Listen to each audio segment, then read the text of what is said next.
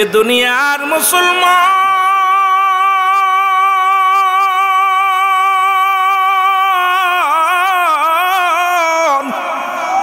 যে কথা বলতেছিলাম তেলের কান্ডা লাগা শোনো। জুনায়েদের কাছে খবরে গেল, জুনায়েদ তোমার লগে কুস্তি ধরার জন্য একজন বীর আসছে। কি আসছে? বীর। জুনায়েদ বলে, এমন বগদাদ নগরে এমন কোন বীর নাই আমার সঙ্গে কুস্তি ধরব, আমার সঙ্গে কুস্তি ধরে পারব। বলে, জুনায়েদ রে, এই লোকটাকে অনেক বুঝাইছি, কোনো কথা হনে না। এই যে কুস্তি ধরার জন্য একান্তই তোমার সঙ্গে সেরে জুনায়েদ। জুনায়েদ কয়, প্রস্তুতি হও, কুস্তি ধরবে। এবার হাজার হাজার জনগণ কুস্তি লড়াই দেখার জন্য হাজির হয়ে গেছে। কারণ বীরের লগে, বগদাদ নগরের সর্বশ্রেষ্ঠ বীরের লগে কুস্তি ধরব গো, এমন কার হেডাম আছে, এমন কার শক্তি আছে, সবাই দেখার জন্য সেই তো বীর পড়ে গেছে। সবাই এসে দেখে জুনায়েদের বিপরীতে যে লোকটা, এর গায়ের মধ্যে কয়েক কেজি গোস্ত, একদম হ্যাংলা মানুষটা, এই মানুষটা সেই জুনায়েদের লগে লড়াই লড়তে। জোরে বলেন আল্লাহু আকবার। সবাই বুঝাই, ভাই আপনি কার লগে লড়তেছেন? কোথায় হাতি আর কোথায় বিলাই? জুনায়েদের লগে লড়তে আসেন, জীবন নিয়ে যেতে পারবেন? কয়, ধরে তো দেখি একবার। সুবহানাল্লাহ বলেন না? সাহসটা দেখা কুস্তির ময়দানে যখন মুসলমান শুরু হবে, কুস্তি শুরু হয়ে যাবে। নিফারিকে বললেন, আমি জুনায়েদের সঙ্গে একান্ত কিছু কথা বলতে চাই। বলে, বলতে দেয়া হলো, বলো। জুনায়েদকে বললেন, জুনায়েদ রে, ও জুনায়েদ, একটু কান্ডা গায়া দাও, আমি দুইটা কথা বলবো। তোমার সঙ্গে কুস্তি ধরতে এসেছি, ময়দানে খেলার আগে একটু তোমার সঙ্গে কথা বলতে চাই। ডাকতে বলে, জুনায়েদ রে, এর সৈয়দ গোষ্ঠীর লোক, নবী বংশের লোক জুনায়েদ। জুনায়েদ রে, আমি জানি তোমার একটা বল, হাতের বল আমার গায়ের মধ্যে নাই, তোমার একটা বাহুর বল আমার গায়ের মধ্যে নাই। আমার তোমার সঙ্গে কুস্তি ধরতে এসেছি। জুনায়েদ রে, শোনো, এর নবী বংশের মানুষ, এদের পেটে খাবার নাই, ক্ষুধার্ত অবস্থায় পড়ে আছে। এই যে পাহাড়টা দেখো, এই পাহাড়ের পরে নবী বংশের কিছু লোক, তারা অনাহারে আছে রে জুনায়েদ। এই নবী বংশের লোকেরা কারোর কাছে হাত পাত পেতে নবীর ইজ্জত নষ্ট হয়ে যাবে, সম্মানের পর হানি আসবে। এই জনের জুনায়েদ রে, আমি তো এই বাদশার কাছে ভিক্ষা চাইতে পারি না, এই জন্য আমি কুস্তি ধরার জন্য তোমার সামনে আসছি। জুনায়েদ রে, আজকে যদি তুমি পরাজয় করো, যদি পরাজয় বরণ করো, তাহলে নবী বংশের মুখে কিছু খাবার দিতে পারবো। জোরে বলেন আল্লাহু আকবার। নবীর প্রেমিকেরা শুনবেন খেয়াল করে, জুনায়েদ, তুমি পারো একমাত্র নবী বংশের মুখে কিছু খাবার দিতে। অনাহারে আছে, আমি সহ্য করতে পারি নাই, এই কষ্ট দেখে সহ্য না করতে পেরে জীবন বাজি রেখে আসছি তোমার সঙ্গে লড়াই করতে। এখন তুমি পারো, যদি ইচ্ছা করো আমাকে পরাজয় করতে, ইচ্ছা পারো আমাকে জয়লাভ করতে, কারণ তোমার সাথে আমি কুস্তিতে পারবো না। তবে ওই সৈয়দ গোষ্ঠীর মানুষ, সৈয়দ গোষ্ঠীর সৈয়দ দলের মানুষ, এ মুসলমান, নবী গোষ্ঠীর নবীর আহলে বায়াতেরা অনাহারে আছে, এই জন্য আমি তোমার সঙ্গে কুস্তি লড়তে এসেছি, তুমি ভালো জানো। জুনায়েদ যখন রাসূলের গোষ্ঠীর, রাসূলের দলের মানুষ যখন শুনছেন, এরা নবীর বংশের মানুষ যখন কানে শুনছে, জুনায়েদের অন্তর কাঁদা শুরু করেছে। আল্লাহ আল্লাহ, আমি জুনায়েদ আজকে যদি কুস্তিতে জয়লাভ করি, আল্লাহ আমার নবী বংশের লোকেরা না খেয়ে থাকবে, আমার নবী বংশের লোকেরা অনাহারে আছে। আল্লাহ, আমি তোমার দরবারে কি জবাব দেব?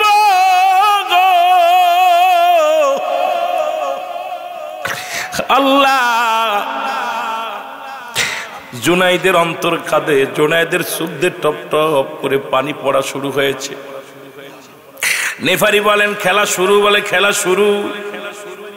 যখন বাঁশি দিলেন, জুনাইদ লোকটার বুকের মধ্যে চেপে ধরে ডাক দে, বলে আল্লাহ, এখন যদি এই লোকটারে মাটির মধ্যে ফেলে দিই, আমার নবীর বংশেরা অনাহারে থাকবে। আবার যদি আমি মাটির মধ্যে পড়ে যাই, আমার ইজ্জত চলে যাবে, বগদাদ নগরের শান শওকত নষ্ট হয়ে যাবে। আল্লাহ, এখন তুমি বলে দাও আমি কি করব? উপর মুখ তাকায় একটা চিৎকার মারে, রব্বে কারীম, আজকে এই ফয়সালা তুমি আমারে দিয়া দাও। দুইজন বুকের ভিতর ধইরা কুস্তিবীর, কেউ কারো ফেলতেছে না, বুকে সে ধইরা জুনাইদের হাওমাও করে কানতে, চোখ দিয়ে টপ টপ করে পানি পড়া শুরু। চা কুস্তিবীর ডাকতে বলে, জুনাইদ রে, মনে আছে নি রে নবীর আহলে বায়াতের কথা বলেছিলাম? জুনাইদ রে, তোমার কি স্মরণ আছে? নবী বংশের মানুষ অনাহারে আছে গো। জুনাইদ একা একা জমিনের মধ্যে পড়ে গেলেন। কুস্তিবীর জুনাইদের বুকের মধ্যে উঠিয়া উল্লাস করতে, বিজয় উল্লাস করতে লাগলেন। বিজয় উল্লাস করতে লাগলেন। লোকজন বড় আশ্চর্য হয়ে গেলেন যে বীরের এক হাতের বল না, এক বাহুর বল নয়, এই লোকটা জুনাইদকে জমিনের মধ্যে ফেলে দিয়ে বুকের উপরে বসে আছে। আমাদের বীরকে এত খাওয়াইলাম, এত শান শৌকাত, এত সম্মান, কোথায় গেল সম্মানের ব্যাপার? জুনাইদ পরাজয় মানলেন, মাথা নত করে দাঁড়ায় রইলেন। মুসলমান বগদাদ নগরের দামি দামি মানুষগুলো জুনাইদকে গালিগালাজ করতে লাগলো। জুনাইদ অন্তর কাঁদে আর কয়, ও বগদাদের মানুষেরা, তোরা বুঝলি না রে, আজকে এমন একজন বীর এসেছে আমার সঙ্গে লড়াই করতে রে। আমি বগদাদের জীবন, আমি জুনাইদের জীবন চলে যাবে, তবু নবীর বংশের মানুষের আমি নিচেই ফেলতে পারবো না। জোরে জোরে চিল্লায় বলা যাবে না মারহাবা। তোরা বুঝলি না, তোরা চিন্তিস না, এমন একটা লোকের সঙ্গে আজকে লড়াই করতেছি, এই লোকটাকে যে আমি মাটির মধ্যে ফেলবো, এই হিকমত, এই বল, এই সাহস আমার ভিতরে নাই। দ্বিতীয়বার লড়াই লাগলো। একই রকম দুজনের বুকের ভিতর ধরে রাখছে। জুনাইদ এইভাবে জোরে ধরে রাখছে। একবার কয় ফেলে দিব কি দেব না, আবার চিন্তা করে ইজ্জতের ব্যাপার, আবার নবীর দিকে তাকায়, দুদিকে তাকায়। কিছুক্ষণ ধরে রাখা পর জুনাইদ একা একা পড়ে গেছে। আবার কুস্তিবীর ওর বুকের উপরে উঠে উল্লাস করতে লাগলেন। বারবার তিনবারই পরাজয় করলেন। পরাজয় করার পর জুনাইদকে সবাই গালমন্দ শোনাইতে লাগলেন। জুনাইদ বগদাদিকে সবাই গালমন্দ করতে লাগলেন। জুনাইদ মাথা নত করে রাখলেন। উপস্থিত যত পুরস্কার দিয়ে দিলেন। জুনাইদ এবার প্রায় সবাই জুনাইদকে সবাই গালমন্দ করতে লাগলেন। কুস্তিবীরকে সবকিছু দিয়ে দিলেন। আমার ভাইরা, আমার বন্ধুরা, আমার রাজার দরবারে কুস্তিয়ান জুনাইদ বগদাদি মুসলমান শোনে না। ও নিরাপত্তা পালন করলেন, কাউকে কিছু বলে না। জুনাইদকে সবাই জিজ্ঞাসা করে, লোকটা এমন একটা লোক যিনি আপনার এক হাতের বল রাখে না, এই লোকটা আপনাকে পরাজয় করে প্রাইজ নিয়ে গেল, টাকা পয়সা নিয়ে গেল, আপনি তো কিছুই পারলেন না। জুনাইদ কোনো কথা বলে না। রাত হয়ে গেল। মুসলমান রাত্রে এখন ইশারা নামাজটা পড়িয়া জুনাইদ সালাত আদায় করে কান্দার বলে, আল্লাহ, আমি আজ থেকে আর আগামীকাল থেকে আর কারোর লগে কুস্তি ধরব না। কারণ নবী বংশের লোকের ছোঁয়া লাগছে আমার কলিজার সঙ্গে, নবী বংশের লোকে আমার গায়ের সঙ্গে ছোঁয়া লাগছে। আমি আর জীবনে কোনোদিন কাউকে বুকে নিব না। এই হাত দেওয়ার কারোর লগে কুস্তি ধরব না। এই হাত, এই জীবন, এই বডি খানা আর কোনো মানুষের সঙ্গে আমি মিশাইব না। ভালোবাসা কারে বলে? এ মুসলমান, রাত্রে ঘুমায় আছে। রাহমাতুল নবী রাহমাতুল লিল আলামিন ডাক দে বলে,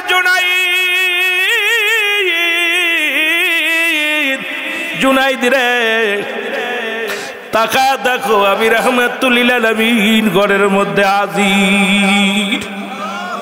আর একটু জোরে বলা যাবে না আল্লাহু আকবার। জুনাইদ রে ঘুমের মধ্যে ডাক দে বলে, জুনাইদ রে তাকায় দেখ, আমি নবী রওজায় থাকতে পারি নাই। আমি নবী বংশের মানুষের ইজ্জত করার কারণে, আমি নবী বংশের মানুষের নবী বংশের লোকের ইজ্জত করার কারণে আমি নবী এতইটা খুশি হয়েছি। আজকে আমি নবী বংশের মানুষের মুখের আহার দেওয়ার জন্য নিজের বীরত্ব ভুলে যে আমি নবীর ইজ্জত করেছো, আমি নবীর শান শৌকত বড় করেছো। জুনাইদ রে আমি নবী রওজা পাকে নয়, আমি নবী তোমার ঘরের মধ্যে হাজির হয়ে গেছি। জোরে বলেন সুবহানাল্লাহ।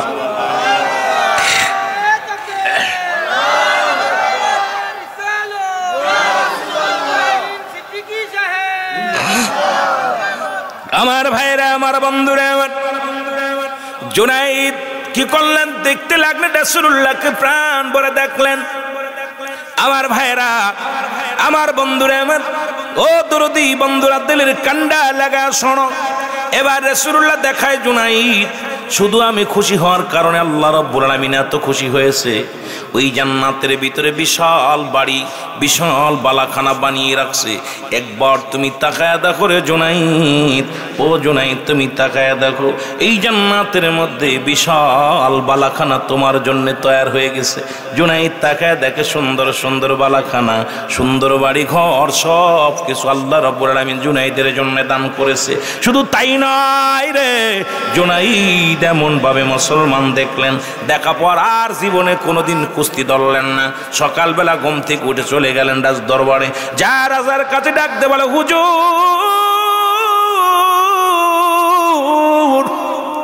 আমি আর জীবনে কোনোদিন আর কারুর লগে কুস্তি ধরব না। আজ থেকে আমি আর কোনোদিন এই বুকের মধ্যে কাউকে নিব না। আমি কথা দিলাম, শুনে নেন, জীবনে কারুর লগে আর আমি লড়ব না। আমার বাবারা আমার ওদিন থেকে জুনাইদ বাগদাদী এমনভাবে আমল শুরু করলেন, এমনভাবে ইবাদত করা শুরু করলেন, রব্বে কারিমকে এতভাবে খুশি করলেন। একদিন নয়, দুদিন নয়, কয়েকদিন যেতে যেতে জুনাইদকে আল্লাহ রাব্বুল আলামিন ওই দেশের জুনাইদ বাগদাদী আল্লাহর ওলি বানায়া দিছে। জুনাইদকে আল্লাহ রাব্বুল আলামিন এত খুশি হয়েছিল শুধু নবী বংশের ইজ্জত করার কারণে।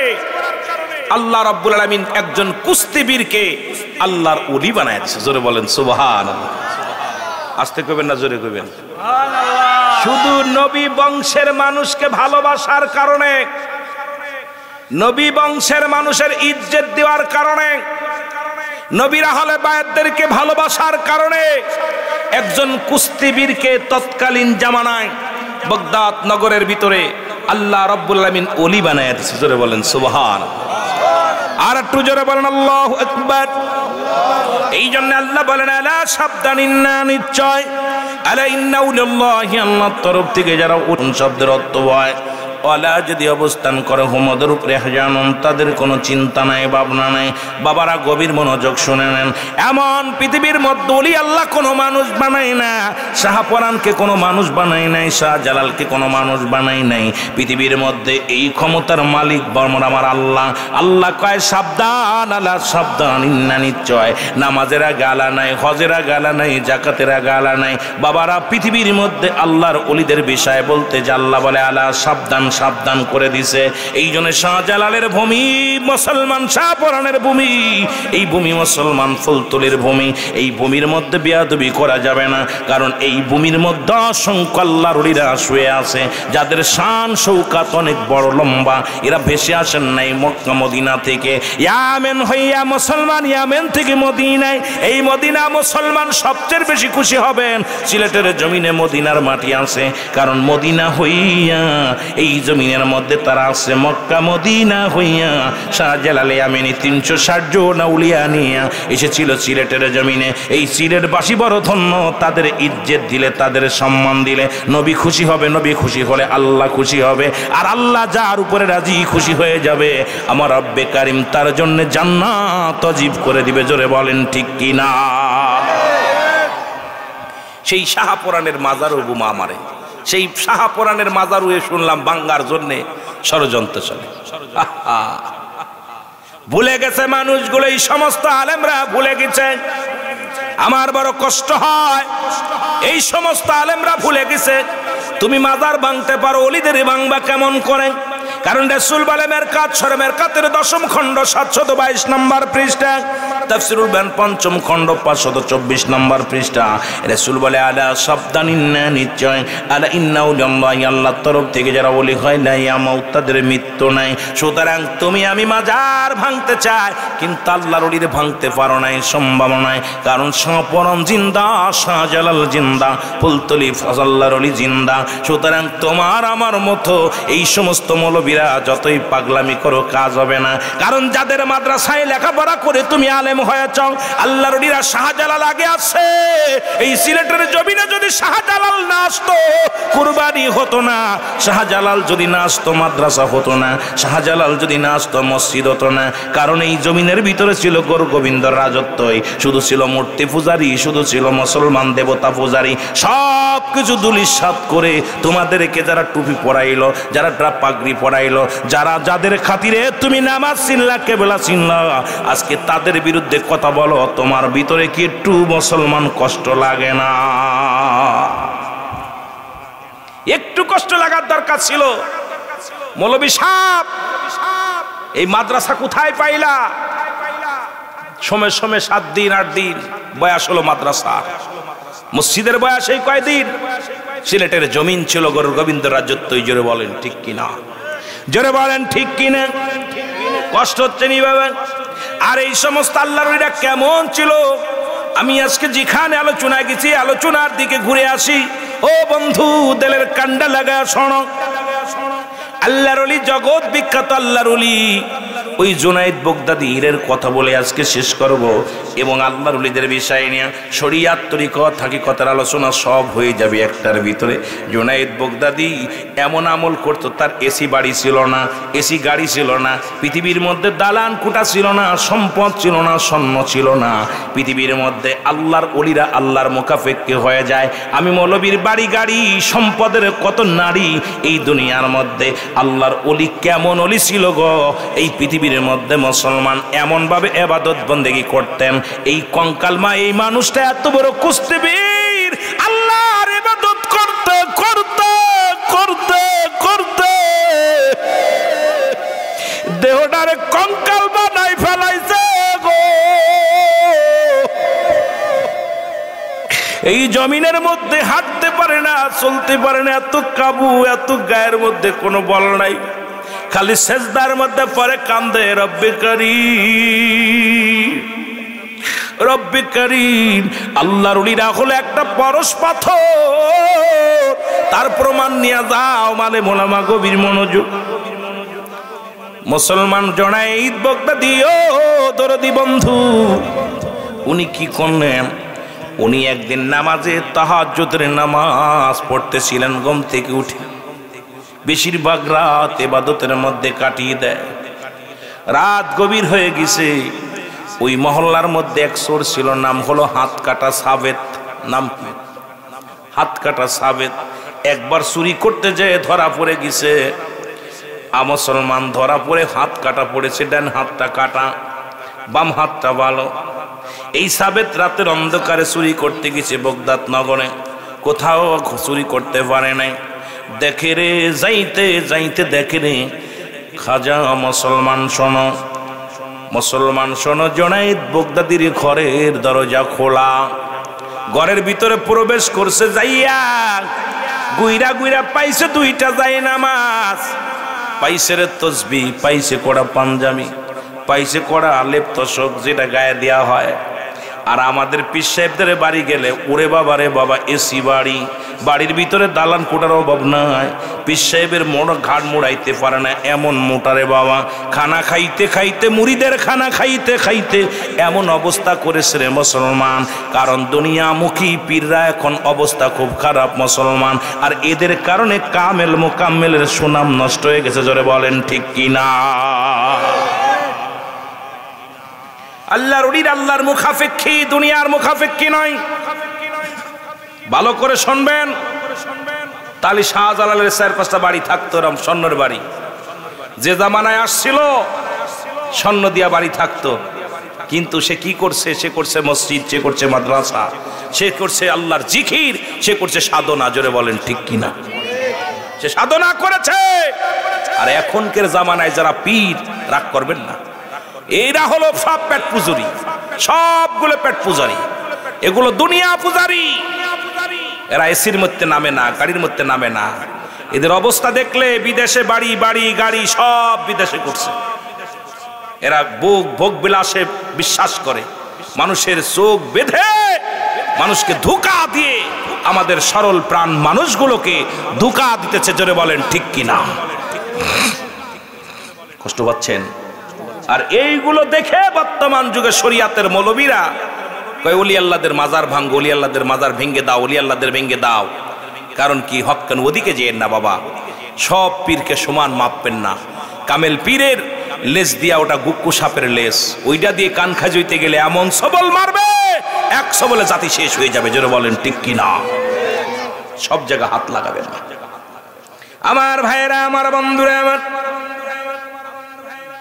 গভীর মনোযোগ। জুনায়েদ বাগদাদীর ঘরে চোর ঢুকিয়া সব মালামাল গুছাইলেন। মালামাল গুলো একত্রিত করে সাবেদ বুঝা বানতে পারে না, একটা হাত নাই, আর একটা হাত দিয়া দাঁত দিয়া রশি টেনে টেনে বানতে যায়, বানতে পারে না। ওদিকে জুনায়েদ বাগদাদীর নামাজ শেষ হয়ে গেল। মুসলমান শোনো, সালাত শেষ করে লম্বা একটা দোয়া করলেন। দোয়াটা করে আস্তে আস্তে করে যখন ওই কামরা থেকে কামরা আসতে গেলেন, দেখে রে এক চোরে সব কিছু চুরি করে নিয়ে যায়। যে সালাম দিস আসসালামু আলাইকুম, সূরা ওয়ালাইকুম আসসালাম, সুবহানাল্লাহ। চোরে কয় কেরা তুমি? জুনায়েদ বাগদাদী বলে ভাই আপনার ভয়ের কোনো কারণ নাই, আমি আপনার মতোই একজন। সুবহানাল্লাহ। আপনার কোনো ভয় নাই, আমিও আপনার মতো একজন। এই ঘরে ঢুকছো, কোনো কিছু তো নাই, আমি জানি, কিন্তু আপনি ঢুকেছেন, আমি আপনার কাছ থেকে কিছু প্রশিক্ষণ নিতে চাই। আমি নতুন চোর, আপনি পুরান চোর। জুনায়েদ বাগদাদী বলে আমি নতুন, এখন প্রশিক্ষণ নিতে চাই, আপনি আমার উস্তাদ। কয় উস্তাদ বলিস আর যাই বলিস, বাড়িতে মালামাল বেশি পাই না, এটার ভাগ দেওয়া যাবে না। পাইছি দুইটা যায় নামাজ, পাইছি দুইটা পাঞ্জাবি, দুইটা পায়জামা, দুইটা রুমাল, দুইটা কম্বল, পাইছি দুইটা পাটি, দুইটা কলস। এই সামান্য যা পাইছি, সামান্য কিছু হবে, এটা ভাগ দেওয়া সম্ভব নয়। জুনায়েদ বলে ভাই আমার ভাগ চাই না, আমি প্রশিক্ষণ চাই। সুবহানাল্লাহ। ভাগ চাই না, আপনার কাছে প্রশিক্ষণ নিতে আসি। সূরার বাস্তা একদম ভালো করে বেঁধে টেঁধে দিয়া ভালো একটা বোঝা হয়েছে, বড় একটা বোঝা হয়েছে, সব মিলে একটা বোঝা হয়েছে। এখন বোঝাটা জুনায়েদ ভালো করে বেঁধে দিয়ে বলছে ভাই পারবেন মাথায় নিতে? না পারলে আমার মাথায় উঠে দেন, আমি বাঘ আপনার নিয়ে দিই। জুনায়েদ বাগদাদী কই এই ভা আমার টাইনা দিবি বাঘ নেওয়ার জন্য, বাঘ নেওয়া লাগবে না, মাথায় উঠাই দাও। কই ঠিক আছে, আপনার তো গায়ে বল নেই, দাঁড়ান একটু দেরি দিই, কিছু খাবার টাবার আছে না দেখি ভিতরে। জুনায়েদ বাগদাদী প্রতিদিন এক গ্লাস দুধ খেয়ে রোজা রাখতেন, আর একটা খেজুর খেয়ে রোজা ভাঙতেন। এই হলো দিনের খাবার, 24 ঘন্টার খাবার। আর আমি মৌলবী যেভাবে বিরিয়ানি পোলাও আর এই খাওয়া খাইতেছি গলাপন্ত, এত সহজ আল্লাহকে পা। দুনিয়ার জিন্দেগি আল্লাহর পাগলেরা মুখাফেক্কি নয়, তারা সাধনা করেছে, জীবনকে কুরবানি করেছে। আমার ভাইয়েরা, আমার বন্ধুরা, আমার এবার ভিতর থেকে এক গ্লাস দুধ এনে বলে ভাই এইটা নাও, লাউ খেয়ে নাও। বলে তুমি দুধ এনে দিলে, বলে দেখলাম ভিতরে আছে, আপনি খান, আপনার গায়ের মধ্যে বল নাই, চুরি করতে আইছেন, হাত পা কাঁপতেছে, খেয়ে নেন। দুধটা খেয়ে নিছে। জুনায়েদকে ডাক দে, বলে ভাই সত্যি করে বলেন আপনি কি বাড়ির মালিক? করেন না, টেনশন নেই, আমি আপনার মতো একজন। আস্তে কইতেন না, জোরে করেন, জোরে কর না। বোঝা উঠাই নিয়ে আটতেছে। জুনায়েদ বাগদাদী বলছে আমার কাজ দেন, আমি মাথায় করে নিয়ে। জুনায়েদ বাগদাদী মাথায় নিছে বোঝা, চোর আগে আগে, সাবেত হাত কাটা সাবেত, উনি আগে আগে হাঁটতেছে। জুনায়েদ বাগদাদী নিজের মাল নিজে বহন করে পিছনে পিছনে আসতেছে। পিছনে যেই পড়তেছে, জুনায়েদ গায়ে বল নাই, অসুস্থ মানুষ, আল্লাহর এমন গোলাম, সে তো খাওয়া দাওয়া করে না, সারাদিন রোজা রাখে, অসুস্থ মানুষ। এই লোকটা পিছনে তাকায়, তাড়াতাড়ি আয়, বেলা উঠে যাবে, ধরা পড়ে যাবো, তাড়াতাড়ি আয়। ওস্তাদ আসতেছি তো, গালি গালা শুরু করে, বেয়াদব গায়ে বলেনি চুরি করতে আইছি, একদম যা ইচ্ছা তাই বলতেছে জুনায়েদকে যা ইচ্ছা সাবেদ এরকম গালি গালা আস করতেছে। আমার ভাইয়েরা, আমার বন্ধুরা, আমার জুনায়েদ বগদাদি বলে, ভাই এত রাগ করেন না, আমি তো হাঁটতেছি, আমার গায়ে বল নাই, আমি আপনার বোঝাটা বহন করে নিয়ে যাইতেছি, ধৈর্য ধরেন, একটু ধৈর্য ধরেন। আস্তে আস্তে চলতে চলতে একটা বড় ব্রিজ বাঁধলেন, একটু উঁচু জাতীয় ব্রিজ বা উঁচু একটা রাস্তা। হাঁটতে যায় জুনায়েদ বগদাদি বোঝা নিয়ে জমিনের মধ্যে পড়ে গেলেন। পড়ে যা পর সাবে দেশে দুইটা লাথি মারলেন জুনায়েদের গায়ের মধ্যে, দুইটা লাথি মারলেন, দুই চারটা চট থাবর মেরে দিলেন। জুনায়েদ শুধু চোখের পানি ছেড়ে কান্দার বলে, রব্বে কারীম, আমি আমার বাড়িতে লোকটা আছে তাকে সাহায্য করতে পারি না, লোকটার বোঝাটা আমি টানতে পারি না, এই বলটা আমার ভিতরে দিয়ে দাও, আমি যেন এই বোঝাটা ওনার বাড়ি পৌঁছায় দিতে পারি। আর আমার দেশের যুবকরা ভাত খাওয়ায় আর পিটায়, বিশ্ববিদ্যালয় ওই পাগলটারে দইরা নিয়ে খাওয়ায় আর মারে, কথা কয় না কেন, খাবার দিয়ে পিটায় মেরে ফেলছে। মোজাম্মেল নামে এক ছেলে, জোরে বলেন ঠিক কিনা?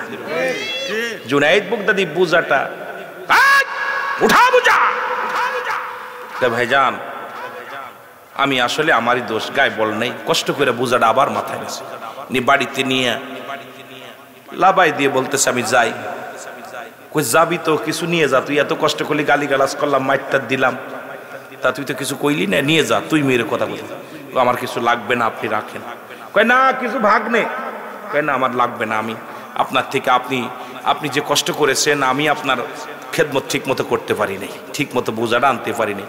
কয় তোরে তো ঘুরসি মারলাম, মাইটটা দিলাম, লাথি টাথি মারলাম, তুই কষ্ট পাইছি। কয় না, এটা আমার প্রাপ্য, যেটা আপনি আমার মেহমান, ঠিক মতো মেহমানদারি করতে পারি নাই, এর জন্য তো আমি দায়ী। আল্লাহু আকবার বলেন না। কয়া ফিরে চলে এসে চোরের মাথায় আর কাজ করে না, কিরে এই লোকটারে এত গালিগালাজ করলাম, মারলাম, লোকটাকে এত মন্দ কইলাম, লোকটা প্রতিবাদ করে নাই, এই লোকটা কে? চোর যদি হয়তো যাইতে ভাই হলে তো অবশ্যই প্রতিবাদ করতো, কিন্তু এই লোকটা কি বাড়ির মালিক না কে? সারা রাত মুসলমান সারা রাত ঘুমাইতে পারলেন না, দিন ভরে ঘুমাইতে পারলেন না।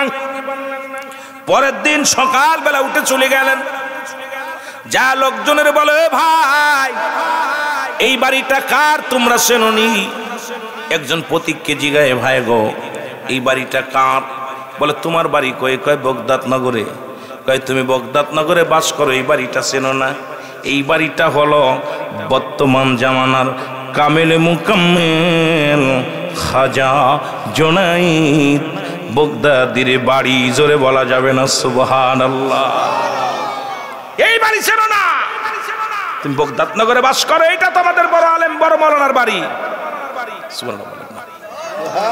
এবার সাবেত কি করলেন, আস্তে আস্তে গুটি গুটি পায়ে চলে গেলেন বাড়ির মধ্যে। যা দেখে আল্লাহর ওলি জায়নামাজের মধ্যে বসে চোখের পানিগুলো দরদর করে ছেড়ে দিয়ে বলে, রব্বে কারীম, গত রাত্রে আমার বাড়িতে চোর এসেছিল, তাকে আমি মেহমানদারি করতে পারি নাই। আল্লাহ যা কিছু নিয়ে গেছে এটা আমি গুছায় ঠিক মতো দিতে পারি নাই, তাকে আমি ঠিক মতো সেবা যত্ন করতে পারি নাই। আল্লাহ তুমি আমারে ক্ষমা করে দিও, তোমার বান্দার আমি সেবা যত্ন করতে পারি নাই। পিছন চোরে কয়, কাম সারছে, এ কার ঘরে চুরি করছি রে? আরে এই চোরে, আমি চোর, আমার জন্য দোয়া করে। আহা, জুনায়েদ দরদ মুসলমান সাবেত, হাত কাটা সাবেত আল্লাহর ওলির কদমের মধ্যে পড়ে কান্দে আর ডাকতে বলে, আল্লাহর ওলি গো, আরে আমি তখনই বুঝতে পেরেছিলাম যখন আমার দুধের পেয়ালা দিয়ে আমার হাতে দিয়েছিলেন গো, যে একটা জাতি ভাই হয়ে আমারে কোনোদিন দুধ দিতে পারে না। আরে আমি এত গালি দিলাম, এত মন্দ বললাম, একটু প্রতিবাদ করেন নাই।